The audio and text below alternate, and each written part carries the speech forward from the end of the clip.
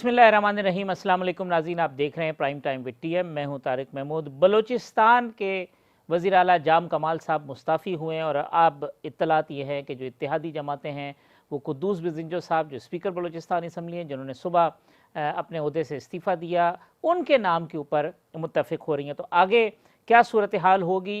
जो अपोजिशन की जमातें हैं वो कहते हैं कि बलूचिस्तान से जो हवा चली है वो पंजाब जाएगी और फिर पंजाब के बाद मरकज़ में जाएगी। यही बात आज पाकिस्तान पीपल्स पार्टी के रहनुमा भी कह रहे हैं। तो क्या तहरीक अदम एतमाद जो बलूचिस्तान के अंदर जिस तरह से हुआ, अब ये मामला जो है वो दीगर सूबों बिलखुसूस पंजाब की जानिब भी ये बढ़ता हुआ नज़र आता है या नहीं, या इसके जो सियासी असरात हैं वो क्या होंगे, इसके ऊपर आज के प्रोग्राम में गुफ्तगू करेंगे। दूसरा एक अहम मामला वो ये है कि गुज़िश्ता दिनों हमने देखा कि कलअदम तहरीक लब्बैक पाकिस्तान का एक मरतबा फिर प्रोटेस्ट शुरू हुआ। लाहौर में मनाजिर देखे, इस्लामाबाद के अंदर जो फैज़ाबाद था उसको कंटेनर लगा के बंद कर दिया गया। कैजुअल्टीज़ भी हुई, पुलिस वालों की शहादतें हुई, दर्जनों अफराद ज़ख्मी हुए, कारोबार ज़िंदगी बुरी तरीके से मुअत्तल हुआ। और उसके बाद क्या हुआ? उसके बाद फिर वज़ीर दाखिला शेख रशीद अहमद साहब और जो पंजाब की क़यादत थी सूबाई हुकूमत की, वो गई है, फिर मुज़ाकरात हुए हैं और इस काफ़िले को मुरीदके पे रोक दिया गया। प्रेस कॉन्फ्रेंस की शेख रशीद साहब ने और कहा कि जी अब ये मंगल की शाम तक जो है वो इम्प्लीमेंट करेंगे हम चीज़ों में, जिसमें कलअदम तहरीक लब्बैक के जो रहनुमा हैं और कारकुनान हैं उनके ऊपर से मुकदमात वापस लेने का मामला है, जो उनके सरबराह हैं साद रिजवी साहब, उनकी रिहाई के मामलात हैं, और फिर एक मरतबा जो फ्रांस के सफ़ीर का मामला उसको पार्लियामेंट में ले जाने के लिए कुछ कमिटमेंट हुकूमत ने कहा है कि उसको असम्बली में पेश किया जाएगा। और बड़ी एक डेफिनेशन पेश की शेख रशीद साहब ने, कहा कि हमने इनको कलअदम किया है, बैन नहीं किया, हम सुप्रीम कोर्ट में नहीं गए इनके ख़िलाफ़, वो अपने निशान पे इलेक्शन लड़ सकते हैं। तो ये कन्फ्यूजन जो है ये समझ से बालातर है कि हम एक रियासत के तौर पर हमारी पॉलिसी क्या है। आप एक दिन मुज़ाकरात करते हैं, चीज़ें करते हैं, कमिटमेंट करते हैं, फिर उन चीज़ों से जो है फिर जाते हैं किसी भी प्रेशर के नतीजे में या कुछ और मामलात के नतीजे में, फिर उसके बाद वही सूरत हाल 2 महीने 4 महीने 6 महीने के बाद खड़ी होती है और फिर हम वहीं पॉइंट ज़ीरो के ऊपर आकर खड़े हो जाते हैं। तो ये मामलात जो है एक स्टेट लेवल की पॉलिसी बनाकर हम क्यों नहीं हल करते, और क्यों जो है वो हम एक कन्फ्यूजन की फ़ज़ा के अंदर मौजूद रहते हैं, इस पर भी आज गुफ्तगू करेंगे कि ये क्या है। फिर महंगाई का मामला, पाकिस्तान पीपल्स पार्टी ने 29 तारीख को महंगाई के ख़िलाफ़ एहतजाज की कॉल दी है, बाकी जमातें जो हैं वो भी इकट्ठे हो रही हैं। तो ये कितना संगीन और अहम तरीन मामला है हुकूमत के लिए, और कितने उसके असरात होंगे, स्पेशली जब अब IMF के साथ जो हमारे मामलात हैं वो भी हवा में मुअल्लक़ हैं। जो एक्सपेक्टेशन थी हमारी कि $1 मिलियन हमें मिलेंगे, उसके ऊपर भी कुछ चीज़ें हैं जो अब तक फाइनलाइज़ नहीं हुई। बहुत कड़ी शराइत हैं जो मज़ीद पाकिस्तान के ऊपर मुसल्लत की जा रही हैं। मेरे साथ मौजूद हैं पाकिस्तान तहरीक इंसाफ के रुकन कौमी असम्बली मोहतरम जनाब आफ्ताब जहांगीर साहब, पाकिस्तान मुस्लिम लीग नून के रुकन कौमी असम्बली अली गौहर बलोच साहब, पाकिस्तान पीपल्स पार्टी के रहनुमा सेनेटर बैरमन तंगी साहब, और बलूचिस्तान की सूरत हाल के हवाले से हम मालूमात हासिल करेंगे बलूचिस्तान नेशनल पार्टी के सीनियर रहनुमा सना बलोच साहब से। तो आफ्ताब साहब, बलूचिस्तान कहते हैं तब्दीली की हवा चल पड़ी है और अब इसके असरात दूसरे सूबों में भी आएंगे। बहुत शुक्रिया हाफिज़ साहब, आपने मुझे अपने प्रोग्राम में मौका दिया, और तमाम पार्टिसिपेंट को मेरा सलाम। देखिए तारिक साहब, हमें देखना ये है कि हिस्ट्री क्या बताती है हमें। बलूचिस्तान की हिस्ट्री ये है कि सवाए एक वज़ीर आला के आज तक किसी ने भी अपना पूरा टाइम नहीं किया। अच्छा, अब यकीनन जैसे मैंने अभी पिछले दिनों एक जगह में एयरपोर्ट पे ही बैठा था, तो एक सेनेटर से बलूचिस्तान के थे, साबिक सेनेटर, उनसे मैंने कहा कि ये बलूचिस्तान की, वो हंसने लगे, कहते हैं यार हमारे बलूचिस्तान में ऐसा होता रहता है कोई ऐसी बड़ी अजीब बात नहीं है। उसकी वजह है, मैं आपको थोड़ा सा उसके मैं जो समझाऊँ, जहाँ तक हो सकता है आप मुझसे एग्री करें ना करें। बलूचिस्तान की सियासत एक डिफरेंट सियासत है, वहाँ पे कबाइल की सियासत है, वहाँ पर मुख्तलिफ़ चीज़ों की सियासत है। अच्छा, अब वहाँ पर अमूमन ये होता है कि जब कोई दूसरा आता है तो वो दूसरे को चाहता है कि वो निकले तो मेरी बारी आ जाए। और लेकिन वहाँ पर अब ये जो सूरत हाल थी, इस पर ये कहते थे कि जी जाम कमाल साहब, हम का जो दरवाजे हैं वो बंद हैं हमारे लिए ना, खुले नहीं है। तो लेकिन हालांकि देखा जाए तो बहुत सारा काम वो कर रहे थे, लेकिन यकीनन ये अगर समझते थे कि जी इनको एक्सेस आसानी से नहीं है या इनके मामला सही नहीं हो रहे, तो ये जमहूरी तरीका था कि उन्होंने उसके ऊपर अपना शो किया, अदम एतमाद, नो कॉन्फिडेंस। अब उसको वो चेंज करेंगे। अब जो दूसरा आएगा वो क्या करता है, क्या नहीं करता, कैसे होगा। लेकिन मैं अपने ज़ाती तौर पे ये समझता हूँ कि चीज़ों को बहुत ओपन होना चाहिए, मामलात को ओपन होना चाहिए ताकि लोगों को भी समझने में आसानी हो कि ऐसे मामलात हैं क्या असल में। अगर सिर्फ यही है कि जी हमें एक्सेस नहीं है सीएम तक, तो ये तो कोई मतलब इतना, हाँ अगर दूसरे मामलात हैं तो उनको बिल्कुल लोगों के आवाम के सामने लेकर आना चाहिए, उस पर डिबेट करनी चाहिए कि आखिर क्या वजह है। सना साहब, आफ्ताब साहब कहते हैं कोई अनहोनी नहीं है, बलूचिस्तान में ऐसा होता रहा है, और अगर मामला सिर्फ एक्सेस का था तो ये इतना बड़ा मामला नहीं था जिसके ऊपर चीफ मिनिस्टर तब्दील कर दिया जाता। थैंक यू वेरी मच जी, आफ्ताब साहब मेहरबान है। हमारी बात सिर्फ एक्सेस की नहीं है, उनमें जाम कमाल में बहुत सी खामियां थी जो एक हुक्मरान में नहीं होनी चाहिए, और बिलखुसूस बलूचिस्तान जैसे हसास सूबे में जिस तरह उन्होंने कहा कि यहाँ पे कुछ वैल्यूज हैं, कुछ रिवायात हैं, वो कुछ कबायली भी हो सकते हैं, और फिर यहाँ सियासी भी पॉलिटिकल कॉन्शियसनेस भी बहुत है, लोग बड़े डिमांडिंग भी हैं, इसलिए कि यहाँ पे मसाइल बहुत ज्यादा हैं और तेजी से तरक्की करती हुए हमारे दुनिया में और बिलखुसूस पाकिस्तान के दीगर सूबों में जब कंपैरिजन होता है तो फिर जब लोगों का प्रेशर होता है वो अपने पब्लिक रिप्रेजेंटेटिव्स को, एमपीएस वगैरह को भी उस सिलसिले में वो जवाबदेह बनाते हैं, अकाउंटेबल बनाते हैं। तो जाम साहब दरअसल ये था कि वो बलूचिस्तान के जमीनी हकाइक से बिल्कुल नाबलद एक शख्स है। ये शायद आप में से बहुत कम लोगों को इस बात की आगाही होगी कि वो कभी बलूचिस्तान में उनकी परवरिश मसलन बलूचिस्तान के गली कूचों में, यहाँ के तालीमी इदारों में, यहाँ के जो सोसाइटी में, ही बिलोंग्स टू बलूचिस्तान, वो बलूचिस्तान का शहरी है, फर्ज है ना, मैं इससे इनकार नहीं कर सकता। कहते हैं दादा भी चीफ मिनिस्टर, वालिद साहब भी चीफ मिनिस्टर। मैं अभी आ रहा हूँ। देखें, दादा, हमारे दादा हो सकते हैं चरवाए हों, जरूरी नहीं कि आपका दादा अगर वो मतलब उसके वक्त में वो हालात, उनके वालिद साहब के वक्त में हालात वो डिफरेंट थे। अभी जब उनको ये सूबा मिला है, ये 15-20 साल के ट्रांजिशन जो कॉन्फ्लिक्ट हमारे यहाँ हुआ है, तसादुम हुए हैं, झगड़े हुए हैं, हालात खराब है, तो यहाँ पर एक ऐसी चीफ मिनिस्टर की जरूरत है जो इस ट्रांजिशन को जो जंग और जदल से, बदमनी से पीस की तरफ और डेवलपमेंट की तरफ ले जाए। अब जिस तरह उन्होंने साहब ने एक जनरल सी बात की कि उन्होंने बहुत कुछ किया है, अब इसी पे तो झगड़ा है सारा कि बलूचिस्तान में 3 साल से कुछ भी नहीं हुआ, बल्कि बलूचिस्तान में आप तस्वुर नहीं कर सकते कि वो इस हद तक ओवर सेंट्रलाइजेशन और कंट्रोल कर चुके थे कि एनर्जी का महकमा 3 साल से उनके पास था। उनके पास कुछ 60 के करीब उन्होंने बड़े डिपार्टमेंट अपने पास कंट्रोल में रखे, जिसमें प्लानिंग एंड डेवलपमेंट भी था, जिसमें एनर्जी भी था, जिसमें माइंस एंड मिनरल्स भी था, और इसके अलावा भी फिशरीज का जो खास खास बलूचिस्तान में पैदावारी महकमे होते हैं। उन्होंने क्या किया कि वो बिजली वाले जो साल के एक में हमारा जो सब्सिडी होती है, गवर्नमेंट ऑफ बलूचिस्तान का शेयर होता है, वो आप देते हैं, वो आपको प्रॉपर बिजली जो है सूबे को देते हैं, आपके जमींदारों को। उन्होंने वो पैसे भी रिलीज करना जो है 3 साल में गवारा नहीं किया, और यहाँ पर हर साल में कुछ 6 महीने सिर्फ बिजली के लिए लोग हड़ताल करते थे। गैस का बुरान इसी तरह था, तालीमी इदारों का बुरान इसी तरह था, तालीम के मद में जो हमारे फंड थे वो 12% भी खर्च नहीं हुए 3 सालों में। लोग तो फिगर पे, चीजों पे नहीं जाते हैं, वो बड़े शौकीन मिजाज आदमी थे। उन्होंने क्या किया, हर डिस्ट्रिक्ट को 1-1 अरब रुपए का एक स्पोर्ट्स कम्प्लेक्स दे दिया जिसमें आकी भी खेला जा सकता है फलाना, लेकिन उसका भी काम शुरू नहीं हुआ, अब भी शुरू हुआ। तो एक ऐसा सूबा जो पानी से महरूम है, तालीम से महरूम है, सेहत की सहूलतों से महरूम है, एक ऐसा सूबा जो अच्छी सड़कों से महरूम है, जो सीपैक में उसको प्रॉपर शेयर नहीं मिला, जिसमें एक पॉलीटेक्निक है पूरे बलूचिस्तान में 3,47,000 स्क्वायर किलोमीटर पर, ह्यूमन रिसोर्स का यहाँ पे बहुत जरूरत थी, एक प्लान बनाना चाहिए था।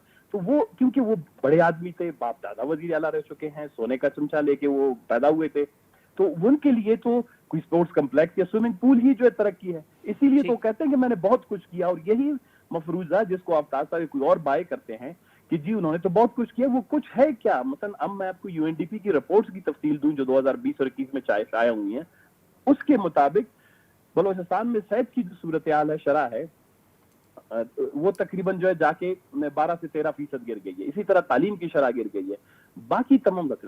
बाकी तमाम चीजों में भी जो है इसी तरह बलूचिस्तान। अब सना साहब, अब क्या तय पाया है, कंसेंसस क्या है? आप कुद्दूस बजिंजो साहब चीफ मिनिस्टर के कैंडिडेट होंगे और आप सपोर्ट करेंगे उनको?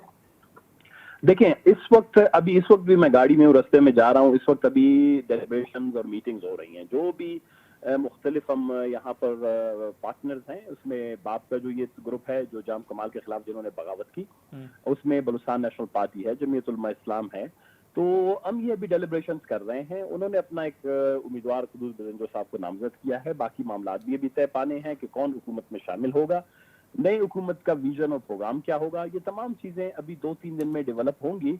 कोई हार्ड एंड फास्ट रूल्स अभी तक नहीं बनाए गए हैं कि कौन शामिल होगा, कौन शामिल नहीं होगा और कौन लीड करेगा। तो अभी ये भी फाइनल नहीं हुआ कि कुद्दूस बजिंजो साहब जो है वो चीफ मिनिस्टर होंगे?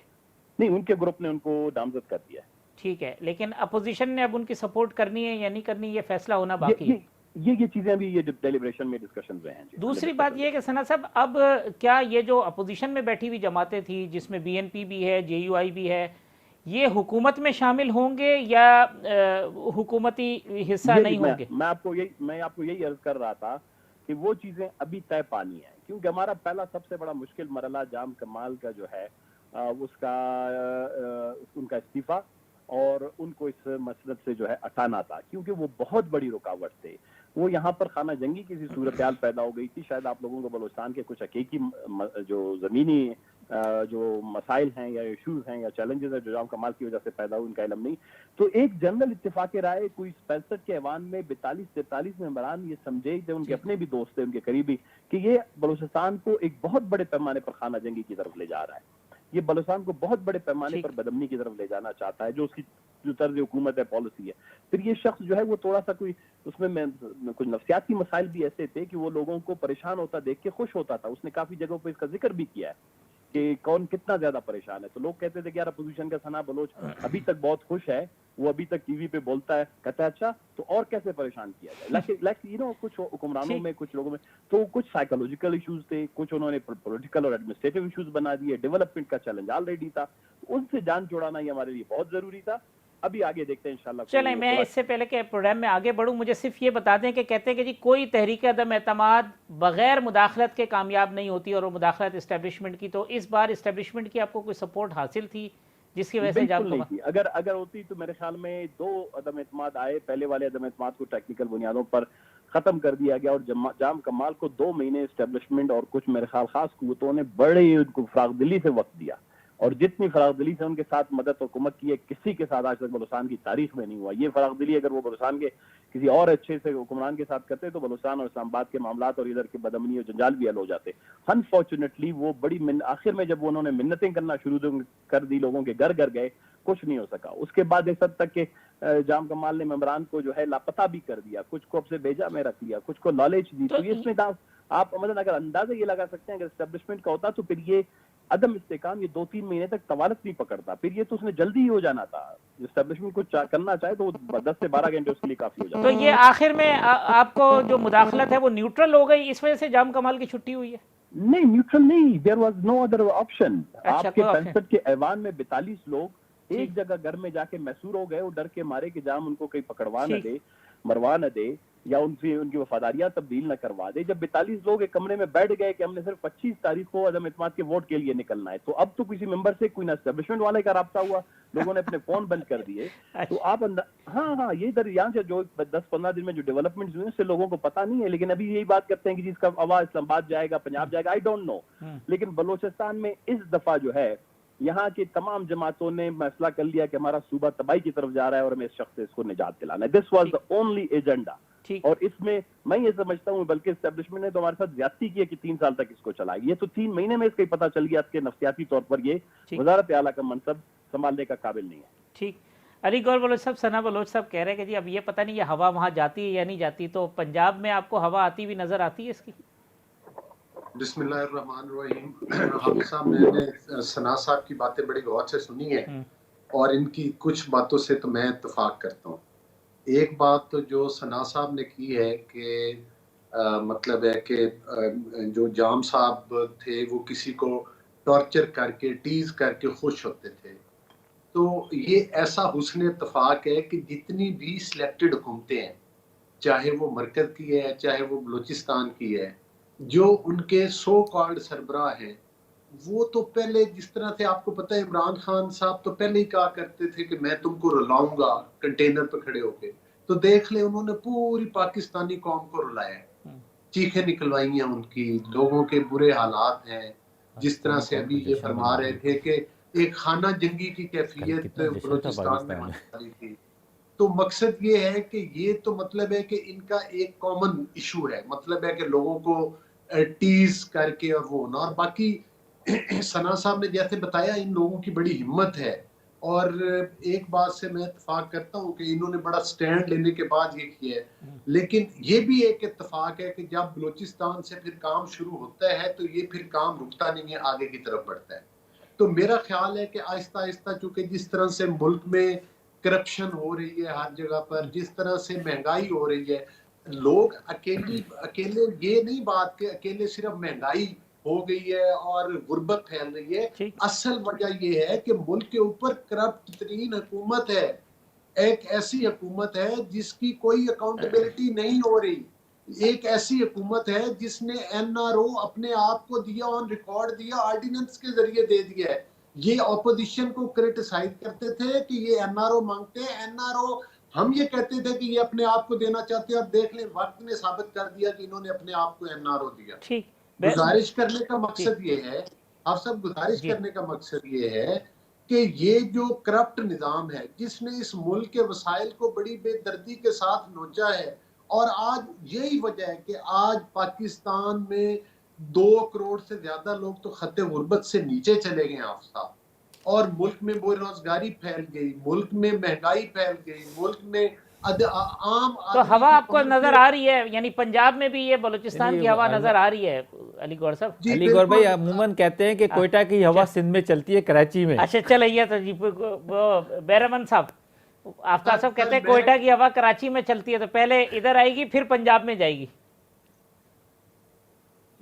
میرا تو خیال ہے کہ یہ پنجاب میں بھی بالکل، دیکھیں پنجاب میں مسلم لیگ نون سب سے بڑی پولیٹیکل پارٹی ہے، ٹھیک یہاں کی عوام کا مینڈیٹ چرا کے حافظ صاحب ایک حکومت جو ہے کٹ پتلی حکومت قائم کی گئی ہے، کسی وقت بھی وہ حکومت جا سکتی ہے۔ ہم نے صرف پیپلز پارٹی کو یہ کہا تھا کہ جو ممبران کی تعداد کم ہے، اگر آپ کو کانفیڈنس ہے 15 سے 20 ممبران اگر آپ اکٹھے کر سکتے ہیں تو ہمارے ووٹ حاضر ہے۔ چلیں جی ہمارے بیرمن نون صاحب، لیگ کے ووٹ بیرمن صاحب 15 سے 20 بندے اکٹھے کر لیں، علی گور صاحب والوں کے ووٹ حاضر ہیں مسلم لیگ نون کے آپ کے لیے پنجاب کے۔ دیکھیے میرے 2 بھائیوں نے بلوچ صاحب کی اور دوسرے بلوچ صاحب کی بھی، میں جناب بلوچ صاحب کی اس بات سے متفق ہوں کہ جام کمال صاحب نے خانہ جنگی کی کوشش کی ہے، اور اس نے یہ کوشش کی ہے کہ صوبے کو خانہ جنگی کی طرف لے جائیں۔ بالکل میں متفق ہوں اور اتفاق کرتا ہوں اس بات سے، لیکن یہ ہوا چلے گی اس صوبے میں اور اس مرکز میں جہاں پر بجٹ میں سلیکٹڈ پرائم منسٹر کو آلریڈی شکست ہوئی ہے۔ جہاں پنجاب کی صوبے کی میں بات کروں گا، وہاں پر آلریڈی اکثریت ہے پوزیشن کی، تو ہوا اس طرف چلے گی۔ اگر سندھ کی بات کرتے تو ہم نے تو فور مینی ٹائم ویلکم کیا تھا، سلیکٹڈ پرائم منسٹر کو آلریڈی شکست ہوئی ہے۔ جہاں جس پنجاب کی صوبے کی میں بات کروں گا وہاں پر آلریڈی اکثریت ہے پوزیشن کی، تو ہوا اس طرف چلے گی۔ اگر سندھ کی بات کرتے تو ہم نے تو سو مینی ٹائم ویلکم کیا تھا، کبھی گورنر راج کی باتیں ہم نے سنی ہیں، ہم نے نو کانفیڈنس کی بات سنی ہے، اور ہم اس تمام عمل کو ویلکم کریں گے جو او ڈیموکریٹک ہو۔ ان ڈیموکریٹک ایٹیٹیوڈ کی ہم مذمت کرتے ہیں۔ ابھی میں آتا ہوں کہ اگر سپوز سلیکٹڈ پرائم منسٹر کے خلاف عدم اعتماد آ گیا تو یہ جیسے اس نے بجٹ میں شکست کھائی اور اس کے بعد بغیر کسی ڈیمانڈ کی، بغیر کسی اپوزیشن ڈیمانڈ کے اس نے کہا میں اوت لینا چاہتا ہوں، میں عدم اعتماد جب اوت لینا چاہتا ہوں، تو اس دن آپ کو معلوم ہے طارق صاحب کہ اس پرائم منسٹر نے خانہ جنگی کی طرف اپنے ورکروں کو بلا کے وہاں پر پرائم منسٹر ہاؤس تک، وہاں پر پارلیمنٹ ہاؤس تک لوگوں کو اکٹھا کیا تھا۔ تو یہ نوبت آئی کہ پنجاب میں بھی اور مرکز میں بھی، لیکن میں ابھی سے آپ کو بتانا چاہتا ہوں کہ اس میں عمران اور پنجاب کا چیف منسٹر ناکام ہوگا۔ یہ ہوا جائے گی پنجاب اور پھر مرکز کی طرف۔ پاکستان پیپلز پارٹی ہمیشہ یہ چاہتی ہے کہ پارلیمان کے اندر سے تبدیلی آئے، وہ ڈیموکریٹک ہو، وہ پارلیمانی ہو، وہ سیاسی ہو، وہ آئینی ہو۔ تو ہم ویلکم بھی کرتے ہیں اور ہم سپورٹ بھی کریں گے۔ اگر مسلم لیگ نون نے پنجاب میں نو کانفیڈنس موشن کی کوشش کی تو ہم مورلی، پولیٹیکلی اور پروفیشنلی ہم اس کو سپورٹ کریں گے۔ کہتے ہیں جی آپ بندے پورے کر دیں، 10-15 بندے جو کم ہیں 15-20 بندے پورے کر دیں۔ اگر ہم حکومت گرانا چاہتے تو کیوں نہیں کہ ہم آئینی طریقے سے ان کو ختم کریں، اور آپ کی ہمارے پاس اکثریت ہیں، اس لیے کہ لوگ اگر بلوچستان حکومت سے بیزار تھے، تنگ تھے، تو اسی طرح وہ پنجاب میں اور مرکز میں اور پورے ملک میں آج غریب عوام در در کی ٹوکری کھاتے ہیں۔ اقربا پروری کا بازار گرم ہے، करप्शन का बाजार गर्म है, गरीब अपने बच्चों को 2 वक्त की रोटी नहीं दे सकते हैं, तो ठीक- इसमें कोई दो ठीक- राय नहीं ठीक- है कि ठीक बेरामन लोग साहब, गवर्नमेंट आगे कामयाब ना हो आ गया जाए, पॉइंट में इसलिए जरा कि अवाम भी अपोजिशन के साथ हैं और ऐसी PMNAs भी हुकूमत है कि वो अपोजिशन के साथ आफ्ताब साहब मैंने ब्रेक लेनी है। पहले तो कहते हैं जी ये पहले पंजाब में भी गवर्नेंस और फेडरल में भी गवर्नेंस इतनी सीवियर है, वर्स्ट सिचुएशन है कि लोग जो है वो आपके खिलाफ खड़े होंगे तहरीक दम। अब ब्रेक ले लूँ या पहले आप जवाब देंगे? ले लें सर। चले ब्रेक ले पहले लेते ले हैं, लें। ब्रेक के बाद आते हैं ताकि फिर आफ्ताब साहब से इसके ऊपर बात करें। वेलकम बैक नाज़रीन। सेनेटर बैरामन साहब, अली गौहर साहब, आफ्ताब जहांगीर साहब मेरे मेहमान हैं। आफ्ताब साहब, ब्रेक पे जाने से कबल आपके लिए सवाल रखा था। अच्छा देखिए हाफिज साहब, बात ये है कि अगर ऑपोजिशन ये कहे कि जी बड़ी अच्छी हुकूमत है पंजाब की, बड़ी जबरदस्त हुकूमत है वफाक की, तो फिर ऑपोजिशन तो नहीं रही ना, फिर हमारे अलायंस हो गए, समझे ना। ऑपोजिशन का काम यही है। पहले इनका नारा क्या था हाफिज साहब, जब ये शुरू में आए 2018 के अंदर, तो इन्होंने फौरन नारा ये लगाया कि जी धांधली, सिलेक्टेड, ये अब वो सब खत्म हो गया जब उसके ऊपर इजराई नहीं मिली। अब आ गए महंगाई के ऊपर, ठीक है। अब महंगाई के ऊपर जितने ये करते हैं ना जमा लोग, इतने तो मैं ईद मिलादुन नबी के जलसे में अपने हल्के में कर लेता हूँ, जितने ये करते हैं। लोग नहीं निकल रहे, वो तो कहते हैं जी इतनी सर पब्लिक वो आप रोड और मुझे सड़कों पर बताएं, है, फैसला अब जो है ना। हाफिज साहब आप मुझको बताएं कि पाकिस्तान के सारे झंडे नजर आते हैं उसके अंदर, समझे ना। कौन सा झंडा है कि जो नजर नहीं आता? जो इक्तदार में है वो भी, और जो कभी इक्तदार में आए ही नहीं और ना आएंगे है, वो झंडे भी नजर आते हैं। तो उन सबको जब प्लेटफॉर्म मिलता है वो कहते हैं चलो भाई खुशी खुशी चलते हैं, बिरयानी की वो भी प्लेट भी मिलेगी, डब्बा भी मिलेगा, सारा कुछ, तो वो आते हैं।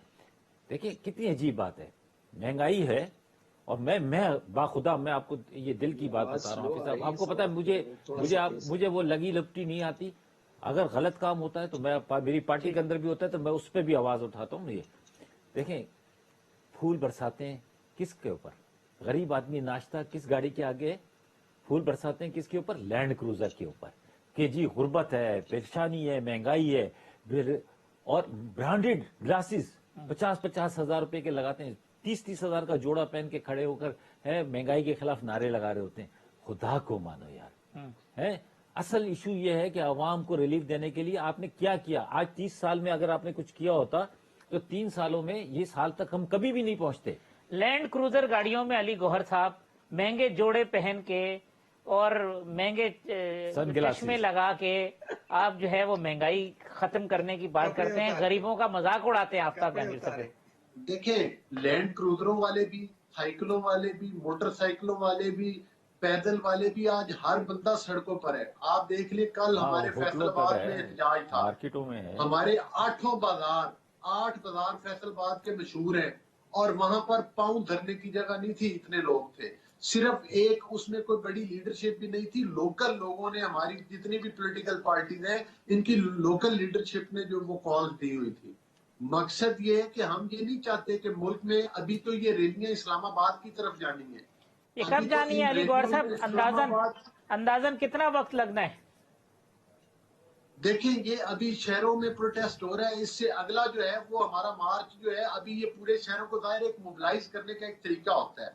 अभी ये डिवीजन वाइज, डिस्ट्रिक्ट वाइज किया, फिर तहसील वाइज करिए, उसके फौरन बाद जो मेन मार्च हमारा होगा वो इस्लामाबाद की जानिब मार्च जो है वो अगले साल के शुरू में होगा या इस साल के आखिर में होगा? नहीं, इसी साल में ही होगा इंशाअल्लाह ताला। अगले साल तक नौबत नहीं जाएगी। इस्लामाबाद मार्च इतने बुरे अगले 2 माह में, क्योंकि 2 महीने रह गए हैं, एक नवंबर और दिसंबर, यानी अगले 2 माह के अंदर अपोजिशन इस्लामाबाद की जानिब मार्च करेगी। अली गौहर साहब ये कह सकते हैं जी, वो तो मतलब जाहिर है फाइनली फैसला तो जो पीडीएम की लीडरशिप है उन्होंने ही करना है। लेकिन जो हम सुन रहे हैं कि हमारे तक खबर पहुंची है वो ये है कि इंशाल्लाह मार्च का बहुत जल्द ही अनाउंस हो जाएगा। और उसकी तैयारियां कर रहे हैं आप? उसकी तैयारी है। लोग यकीन करें कि लोग जब हम अपने हलकों में जाते हैं तो लोग हमसे तकादा करते थे। ये जो रैलियां निकली हैं, लोग कहते थे कि भाई आप हाथ पे हाथ रख के क्यों बैठे हुए हैं? लोग अगर हम ना भी आते तो लोग तो फिर भी आने के लिए तैयार थे, इनके सताए हुए। चले जी, बैरामन साहब, आफ्ताब साहब ने जो बात की कि महंगी गाड़ियों में और फिर गुर्बत, और जो अली गौहर साहब कह रहे हैं इस्लामाबाद की जानिब मार्च, तो पीपल्स पार्टी अब उस मार्च का हिस्सा होगी, साथ होगी। महंगाई के खिलाफ आप भी मुजाहरे कर रहे हैं, 29 को भी कॉल दे रखी है, तो कोई आपको ज्वाइंट एफर्ट नजर आ रही है अगले 2 माह में? तारिक साहब, मैं अपने आफ्ताब भाई की एक बात एक लतीफे तो हम सुनने आ रहे हैं। आज मैंने ये सुना कि कपड़े भी पहने हैं इन लोगों ने। ये लोग कभी कहते हैं कि भाई रोटी खाते तो आम क्यों नहीं खाते हैं, टमाटर खाते तो दही क्यों नहीं खाते हैं, 2 रोटी की जगह पे 1 रोटी खाना चाहिए। डॉलर की कीमत बढ़ने से पाकिस्तान का फायदा होता है। अभी तारिक साहब, मैं अगर अपनी आफ्ताब भाई से बात करता हूं तो मैं इनसे पूछना चाहता हूं, और हम जब हम इनसे सेलेक्टेड कहते हैं तो ये नाराज होते हैं। अभी तारिक साहब ये मुझे बताएं कि ये महंगाई की जिम्मेदार नहीं है, ये डॉलर की जिम्मेदार नहीं है, ये डॉलर की कीमत की जिम्मेदार नहीं है, ये करप्शन की ऊपर जाने से की जिम्मेदार नहीं है, ये आवाम को तबाह बर्बाद करने की जिम्मेदार नहीं है, ये इकोनॉमी का बेड़ा गर्क करने की जिम्मेदार नहीं है, ये पाकिस्तान को हमसाए ममालिक में अकेला और तनहा रहने के जिम्मेदार नहीं है, ये पाकिस्तान के इदारों की तबाह करने के जिम्मेदार नहीं है। तो तारिक साहब ये मुझे बताएं कि ये हुकूमत है तो ये तो जिम्मेदार है ना। वो कहते हैं आप है ना, लेकिन ये आप समझते लोगों कि की हाँ, वजह हम से हुआ, सेलेक्टेड आपने है तो हालात हम ऐसे जिम्मेदार कर नहीं दिए। है। जब मैंने ऐसे किए तो मेरे हालात वाले पाकिस्तान को वापस ले आए ना। मेरी खराब हालात में तो आटे की कीमत थी 40 रुपए, मेरी घी की कीमत 120 रुपए, मेरे डॉलर था 100 रुपए में, मेरी पेट्रोल की कीमत थी 100 रुपए का। तो मैंने जो हालात खराब किए थे उन खराब हालात वाले पाकिस्तान को वापस ले आओ। चलो जी, पुराना लोग चीखते हैं, अच्छा, चिल्लाते पुराना। हैं कि वो खराब हालात अच्छा, वाले मैं- चलो पाकिस्तान जी, को मुझे वापस मेरा लाओ। पुराना पाकिस्तान जिसमें लौटा दो, वो मैं कहते हैं। मैं ये लौटा देता हूँ पाकिस्तान में जिसकी महंगाई बढ़ तंगी जाती साहब, है, सेनेटर वो साहब, वज़ीर-ए-आज़म मुझे वो चोर पाकिस्तान लुटेरा लौटा दो जिसके अंदर कभी वबा नहीं आई। लौटा दो, ये मेरे इख्तियार में था कि 2 साल पूरी दुनिया के अंदर वबा आई जिसने पूरी दुनिया को अफेक्ट किया। मैं पिछले दिनों हाफिज साहब मैं एक तारिक साहब बिजनेसमैन मुझे तबके के साथ बैठा था। आपको मजे की बात बता रहा हूँ मैं हाफिज साहब कि मैं बिजनेसमैन ये तबके के देखिए साथ बैठा था। तारिक साहब सुने, ये वबा की बात करते हैं। 2008 से 2013 तक पाकिस्तान को सैलाब ने भी लपेट में लिया था। मैन मेड डिजास्टर और नेचुरल डिजास्टर ने पाकिस्तान को खत्म किया था। ये मैं कह रहा हूं कि 2008 से 2013 तक नेचुरल डिजास्टर और मैन मेड डिजास्टर, लेकिन वही तो हम कह रहे हैं, पाकिस्तान पीपल्स सरकारी पार्टी जो ने हुकूमत थी उसने कभी डिजास्टर तो महंगाई नहीं की थी। गरीब आवाम को कुदरती डिजास्टर है। पाकिस्तान को वो तो हम भी तो यही कह रहे हैं। सैलाब में भी पाकिस्तान का हो गया था। वो आफ्ताब साहब कह रहे हैं कि पीपल्स पार्टी की तो गवर्नमेंट ही डिजास्टर है। और आज से अच्छा, अच्छा, मैं आपको हम संजीदा गुफ्तगू अब जवाब ले लेते हैं। जी आफ्ताब साहब, अच्छा, हाफिज साहब, मैं आपको बताऊं। चले जवाब ले लेते हैं बैरमन साहब। हाफिज साहब, महंगाई को काबू करने का कोई तरीका कार निकाला जाएगा ना। क्या होगा, 2 बातें होंगी। एक बात ये होगी कि लोगों के लिए रोजगार पैदा किया जाए ताकि अगर किसी घर में एक आदमी कमाने वाला है दूसरा आ जाए ताकि उनको आसानी हो जाए। अच्छा, दूसरा ये है कि कुछ चीजें ऐसी हों कि जो सस्ती की जाए, उनके लिए सब्सिडीज दी जाए। दुनिया में महंगाई है, ये बात कर रहे हैं कि इस वक्त सिंगापुर हांगकांग के अंदर 410 रुपए लीटर है पेट्रोल पाकिस्तानी। फिर बात आती है मैं वो कि नहीं बाइंग बात कर पावर रहा। उनकी जो है अच्छा, ना, मैं वही आमदन- बता, मैं इंग्लैंड के अंदर मेरे देखिए, मैं आपको अल्लाह बताऊं, से मैं डरो। इंटरनेशनल हूँ। अल्लाह से मेरे डरो, लोग कहते हैं कि अल्लाह आफ्ताब से भाई डरो, आपके यहाँ अल्लाह यूनाइटेड से नेशन है डरो। पूरी। मेरे भाई बताते हैं यूके के यार, अंदर, जो यूके खुदा का नेशनल है, खौफ वो कहते हैं करे, आफ्ताब भाई खाका का नाम इतनी मत लो। महंगाई हो गई है, शेल्फ खाली हो गए, बाजारों में सुनसान पड़ गया था बीच में। लेकिन क्योंकि वो हुकूमतें स्ट्रांग थी, उनके सिस्टम स्ट्रांग था, उन्होंने उसको सर्वाइव कर दिया। फ्रांस के अंदर कल कीमत बढ़ी है पेट्रोल की, उन्होंने 15 से 20 हजार रुपए का रिलीफ दिया आवाम को। वो कर सकते हैं। हमने हमारे यहाँ देखें, अभी अब ये बात करेंगे असल में तंगी साहब शायद वो उनको मैं जो हर चीज आफ्ताब साहब उधर डाल देते हैं। नहीं, मैं उधर नहीं डालना, मैं उधर नहीं डालना। मैं देखिए, मैं ये मैं खुद जिम्मेदारी भी तो उठाएं। मैं जिम्मेदारी उठा रहा हूँ ना, मैं जिम्मेदारी उठा। मैंने क्या कहा आपको कि हम जो गवर्नमेंट रिलीफ दे सकती है वो देना चाहिए। अभी आज से हमने स्कॉलरशिप अनाउंस की है कि जो बच्चे हैं उनके लिए स्कॉलरशिप, अच्छा वो जाएं पोर्टल पे जाएं, अप्लाई करें, उनको स्कॉलरशिप मिलेगा। हमने 1 लाख से लेकर 5 लाख तक का कर्जा बगैर सूद के देने का ऐलान किया है। ये चीजें हम दे रहे ताकि लोगों का रोजगार बढ़ेगा तो चीजें उनके कंट्रोल में आ जाएंगी। अच्छा, अब लेकिन जब आप काम भी ना हो और लोग करना भी ना चाहें, लेकिन अगर आप वैसे सूरत हाल कराची शहर की आप देखते हैं, आप ऐसी जगह पे बैठे हैं कि कुछ चीजें ऐसी है कि जिसको आदमी थोड़े दिनों के लिए डिले भी कर सकता है, लेकिन उसको भी लोग डिले नहीं सब। लेकिन लोग जो है ना, आप जनरल पब्लिक की तरफ जाएं, लोग रो रहे हैं, जो सूरत हाल है ना, बहुत और महंगाई की वजह से रो रहे हैं, उसका एहसास ना हो। भले वो वक्फा ले लेते हैं, बिल्कुल वक्फा लेते हैं, वक्फे के बाद आते हैं तो अपने प्रोग्राम को कंक्लूड करते हैं।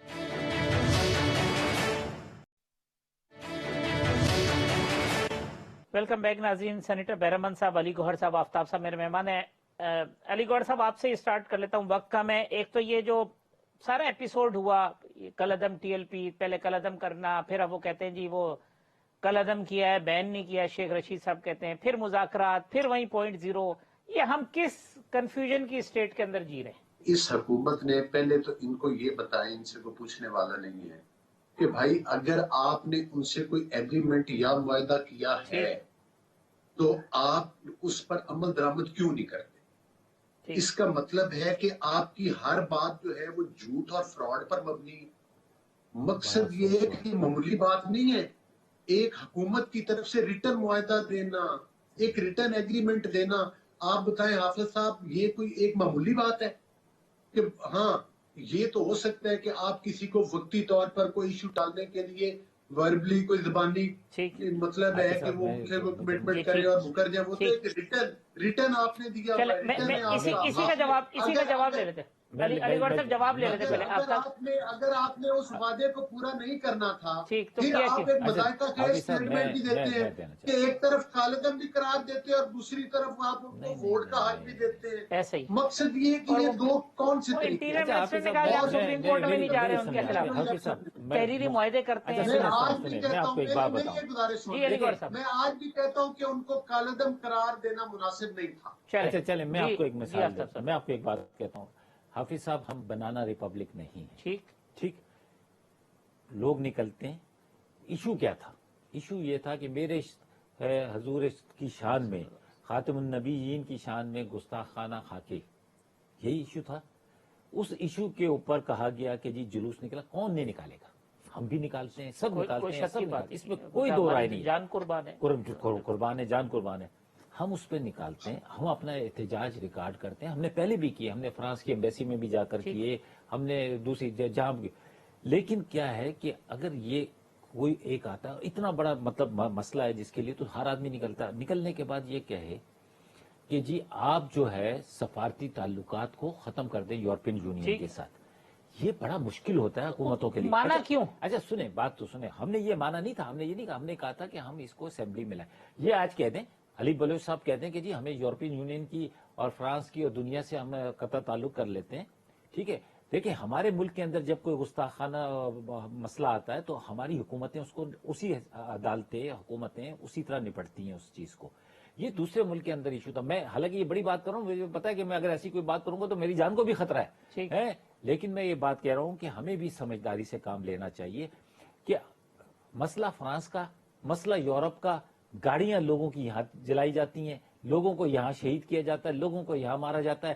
اگر علی بلوچ کی گاڑی وہاں کھڑی ہو اس کے اور وہاں پر تو یہ دیکھیں یہ حکومت نے جو تحریری کمٹمنٹ کی تھی اس پہ کھڑا ہونا چاہیے. میں پتہ کیا کہتا ہوں، میں یہ کہتا ہوں، میں اپنی حکومت کو آپ کے پروگرام کے توسط سے کہتا ہوں کہ جی ہمیں یہ چاہیے کہ جو بات ہو اس کو میڈیا کے سامنے آن کیمرے کے سامنے بٹھا کے کہ جی یہ چاہتے ہیں، ہم یہ چاہتے ہیں، عوام کیا چاہتی ہے، تاکہ لوگوں کو پتہ چلے. جو آپ نے کمٹمنٹ کر لی، معاہدے کر لیے، تحریریں ان سے بات کرنے کے لیے یہ کریں گے، اس کے بعد آپ مکر جاتے ہیں. نہیں مکر نہیں رہے. مسئلہ یہ ہے کہ ہم نے یہ کہا کہ جی اس کو اسمبلی میں لے کر آئیں گے. ٹھیک ہے، اس کو لانا چاہیے، بالکل لے کر آنا چاہیے.